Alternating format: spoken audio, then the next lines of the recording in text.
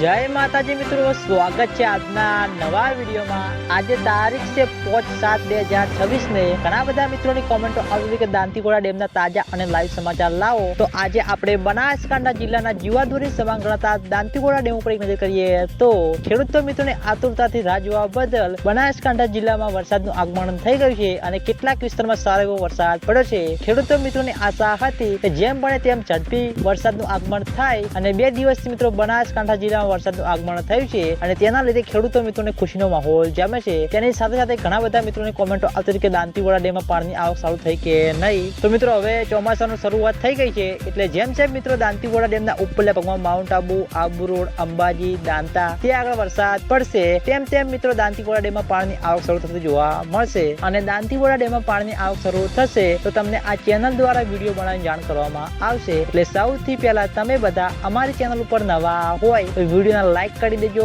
Comment કરી દેજો અને ચેનલને સબસ્ક્રાઇબ પણ કરી દેજો, જેથી કરીને અમે દાંતીવાડા ડેમ, સીપુ ડેમ અને મુક્તેશ્વર ડેમના તાજા અને લાઈવ સમાચાર લઈને આવીએ તો સૌથી પહેલા તમને ખબર પડી જાય। તો મિત્રો જય માતાજી।